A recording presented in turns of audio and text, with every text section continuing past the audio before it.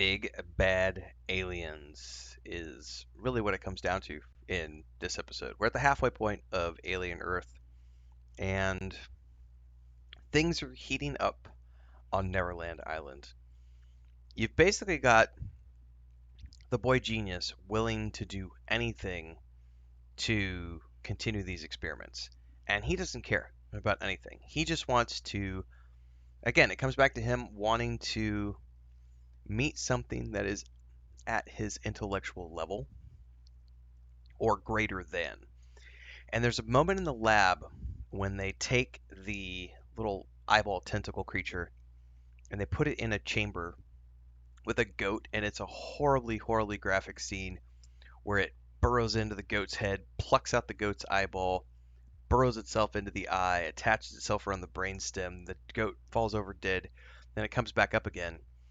And Smee and Krish are watching the monitors, and suddenly the gamma waves, everything just spikes. And Krish is like, this creature is highly, highly intelligent. And when the boy genius hears this, he taps on the glass and gets it to turn around and looks at him, and he goes, "Me." And he's having this moment where he knows that this creature would kill him in an instant if it could get out of the cage, but he doesn't seem to care because it's something that is as intelligent as him or greater than. And this also carries over to where he has a conversation with Wendy later on, um, where essentially he's bargaining with her, telling her that if she wants her brother to stay, then she has to agree to do these things for him.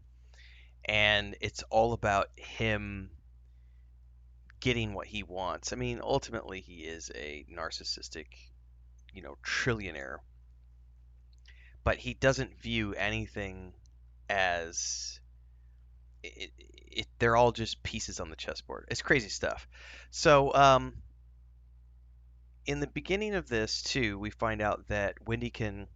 Well, we knew that Wendy was hearing things, and when they're in the lab, this carries back to the boy genius, Knievel, where they've turned off her audio because she can't hear, and they don't want her to hear. Is what I should say, because they're trying to figure out what she was hearing when she came into the lab, and it's the same thing she heard when she found the creature on that was attacking her brother. And basically, the boy genius commands her to, as they turn her audio back on, he's basically, you need to recreate that with your voice. And he gives this line about Isaac Asimov wrote that higher level magic is indecipherable from, or high level science is indecipherable from magic. You have this incredible machine that is a body. Use your vocal cords and figure it out. And so she manages to replicate the sounds of the xenomorph language. And this is when he goes, well, you know what? You're going to be our tool to communicate with these things. And she's freaked out about it. But ultimately, she is his property to do with as he pleases. And this comes back to the conversation where he's telling her that if she wants her brother to stay, she has to agree to do this thing for him. And this is when he tells her, he's like, everything in that lab would kill me, pull up my eye, put itself in my lung, burst out of my chest, devour me, or in some way, shape, or form, cut me up, dissect me, and, you know, dispose of me. So why wouldn't I do the exact same thing to them, which is what he's doing? Intelligence, hey? On the back end of this, you have Hermit being told in no uncertain terms that if he wants to stay, he has to agree to a lifetime contract with the company to pay off his lung, and he is going to stay and help basically determine if the experiment worked. Because it's one thing to say that they transplanted, I think they use the word transpliced. It's one thing to say they took a human consciousness and put it into a synthetic body. That's one thing. The second thing is it really her? And that's something the company has to prove if they want to be able to have this prototype go on to be the next evolution of the human species. And they need the brother to help with that because he can actually, he knew his sister. Like no one on the planet knew Wendy in her previous state better than her brother.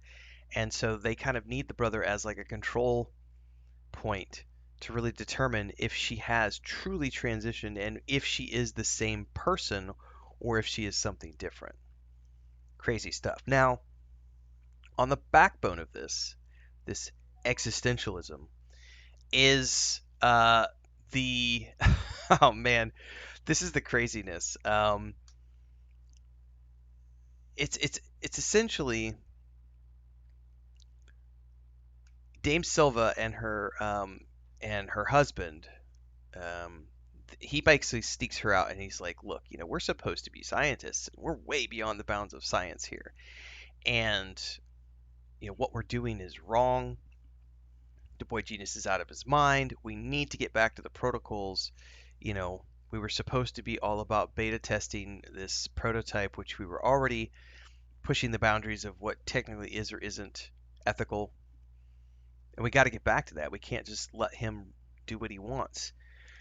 And she tells him, we'll have dinner tonight. We'll talk about it more. But in this conversation, when they're discussing the pros and cons of their job and everything else, there is a point where they talk about there was basically two really bad outcomes that could have happened. One is which we could have killed 6 children by experimenting on them, and the other is we could end up creating artificial intelligence running around in these bodies that runs amok, and God knows what happens. And after this conversation, Nibs decides that she needs to have a conversation with the doctor. Quick commercial break, everyone, to celebrate and give thanks to all of these amazing people who keep me on the air full time. Really appreciate the support. All you got to do is join as a member. You get access to private videos. You can also do super thanks on any upload or super chats and stickers on any live stream or premiere you see. And beyond that, don't forget we're multi-streaming over on Twitch now, so you can support over there as well. Thanks so much to everybody. Let's get back to the video at hand. And so if we remember, Nibs was having a lot of problems sort of trying to process the thing that jumped at her face and all this other stuff. And she shows up to um, Sylvia's office and essentially tells Sylvia, "I'm pregnant." And of course, our psychologist doctor friend is like, "That's just not possible. Your bodies aren't made up." And basically, this is when we see that Nips is going the route of Crazy Robot, who has lost all sense of everything, and she slams the book down and it doesn't want to, don't talk about it. And Sylvia wants to press her about what happened on the ship, and suddenly she leaps across the room and like grabs Sylvia by the throat, and Sylvia's like just in a dead panic, manages to talk this, artificial creature down by offering it a cup of tea, and while she's making the cup of tea, presses a button, invents a story. As the guards come down, they escort her back to her room, and she tells the guard, "You need to tell uh, your superior that we have a level 3." We don't get explained what a level 3 is in this episode. That'll be next one, but we do know that things aren't going good with her. Now, in the middle of all this, we have Slightly being manipulated by, I believe, Morrow on the outside world, and he convinces Slightly to tell him his real name. And he then uses that real name to track down the kid's parents, and then he uses those parents as leverage to convince Slightly that he needs to go steal an egg. And Slightly ultimately determines that he can't steal an egg, and the threat of force is used against his parents, and Morrow convinces him to, well, you need to find a human, take it to one of the eggs, let the creature attach to its face, wait a couple of days for the creature to detach from the face, and then bring me that human. And unbeknownst to any of them, it appears that Kirsch is listening in and is hearing all of these conversations taking place, which is interesting why he's letting it unfold. I don't know where that's going yet.